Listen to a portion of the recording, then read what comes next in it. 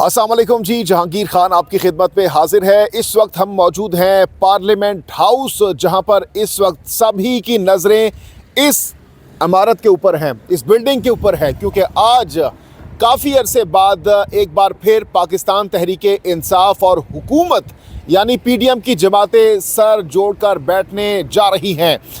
इस वक्त अगर देखा जाए तो पाकिस्तान तहरीके इंसाफ के जो अरकान है, 7 रुकनी कमेटी जो कि इमरान खान ने तश्कील दी है, उनकी रिकमेंडेशन से तश्कील दी गई है, वो अरकान इस वक्त एक एक करके आ रहे हैं। दूसरी तरफ जो हुकूमती अरकान है, जिनकी तादाद 9 रुकनी कमेटी है, उन पर मुश्तमिल है, वो भी इस वक्त एक एक करके इस बिल्डिंग के अंदर, पार्लियामेंट हाउस के अंदर जा रहे हैं।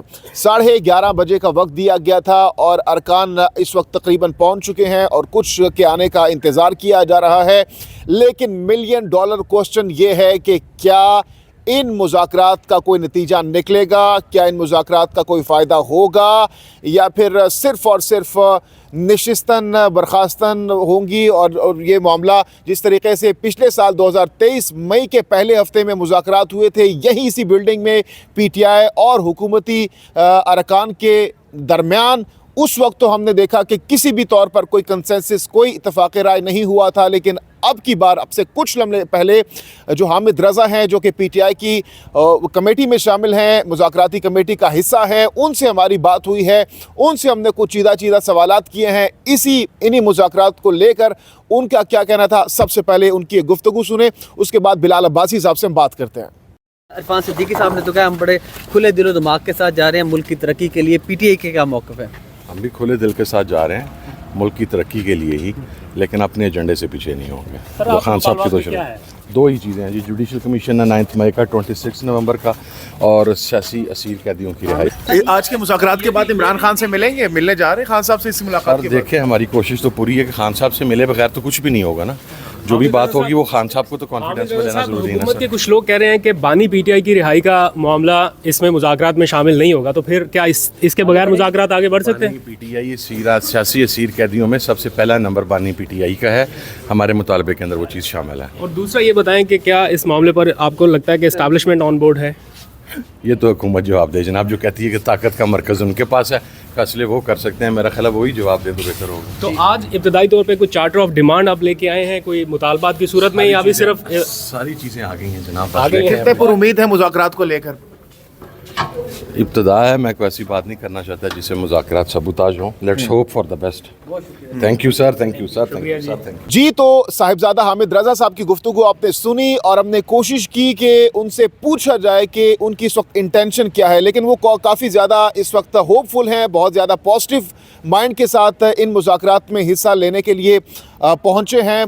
दूसरी तरफ पाकिस्तान मुस्लिम लीग नून या फिर हुकूमती अरकान जो हैं, इरफान सिद्दीकी साहब से भी हमारी बात हुई। उन्होंने भी कहा कि हमने जो माजी में हमारे दरमियान जो इख्तलाफात थे, जो गिले शिकवे थे, जो एक दूसरे के ऊपर हमारे जो इल्ज़ामात थे, उनको हमने साइड लाइन किया है, उनको हमने भुला दिया है। पॉजिटिव इंटेंशन के साथ, पॉजिटिव सोच के साथ हम आगे बढ़ रहे हैं इन मुज़ाकरात को लेकर। लेकिन सवाल ये है, जैसे कि मैंने अपने इब्तदाइये में बताया, कि क्या ये मुज़ाकरात कामयाब हो सकेंगे या नहीं, क्योंकि इस वक्त काफ़ी ज़्यादा ट्रस्ट डेफिसिट पाया जा रहा है, एतमाद का फुकदान पाया जा रहा है पाकिस्तान तहरीक इंसाफ के अंदर भी और हुकूमत के अंदर भी। हुकूमत भी इस वक्त किसी भी तौर पर मुकम्मल एतमाद के इस वक्त पोजीशन में नहीं है। और पाकिस्तान तहरीक इंसाफ, अगर इमरान खान की बात की जाए तो इमरान खान भी इस वक्त उस तरीके से एतमाद नहीं कर रहे। लेकिन जैसा कि इस वक्त मुल्क को एक ट्रैक पर लाने के लिए, तमाम तर इख्तलाफात को भुलाने के लिए ये इनिशिएट किया गया है। इमरान खान की जानिब से भी ये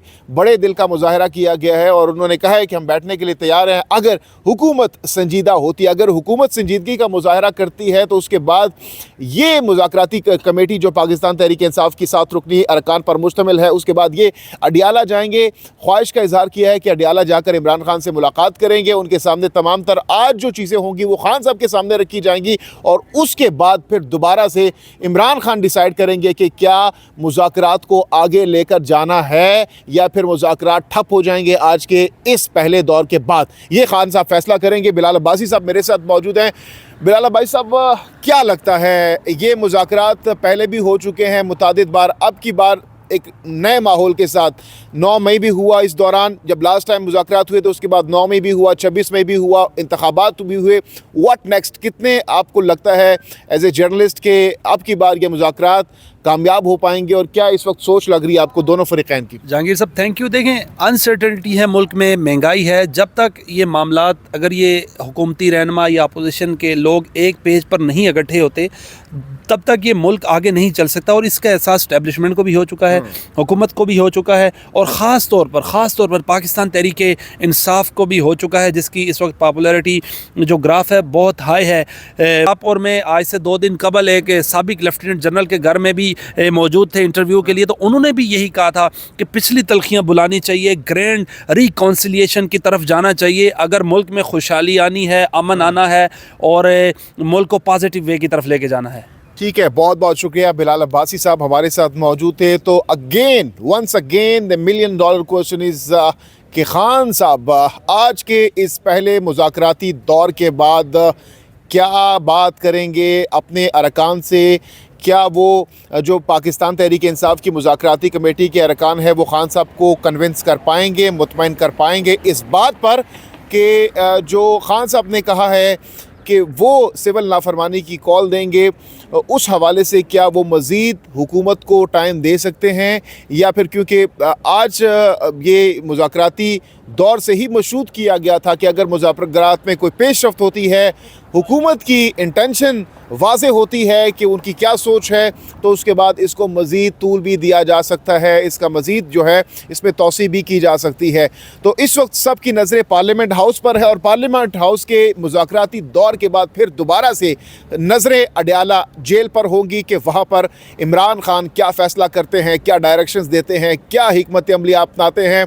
लेकिन जो भी हो, इस वक्त ज़रूरत है एक टेबल पर, एक पेज पर आने की सभी तमाम तर फ़रीक़ैन को, और यही कोशिशें इस वक्त तमाम तर जो पार्टीज़ हैं, तमाम तर फ़रीक़ैन हैं, तमाम तर जो लोग हैं वो कर रहे हैं, क्योंकि इनफ इज़ इनफ काफ़ी ज़्यादा हो चुका है। पिछले 2-2.5 साल से जो कुछ हुआ आपके सामने है, लेकिन अब ग़ालिबन ये इस चीज़ का सबको ही अंदाज़ा हो चुका है, इदराक हो चुका है कि अब हमें किसी भी तरीक़े से, किसी भी तौर पर, किसी एक चीज़ पर, एक पेज पर आना होगा ताकि इस मुल्क को आगे लेकर जाया जा सके, इस मुल्क का जो पहिया है उसको आगे लेकर जाया जा सके। तो हम पार्लियामेंट हाउस के बाहर मौजूद हैं, यहाँ से लम्हा बलम्हा, गाहे बगाहे डिटेल्स, अपडेट्स आपको देंगे। इनसाइड इंफॉर्मेशन क्या है, क्या मुज़ाकराती जो कमेटी है इनके दरमियान क्या कुछ तय पाता है, हम कोशिश करेंगे कि सबसे पहले आप तक तमाम तर इंफॉर्मेशन ज़िम्मेदारी के साथ, जर्नलिस्टिक एथिक्स को मद्देनज़र रखते हुए आप तक पहुँचाई जाएँ।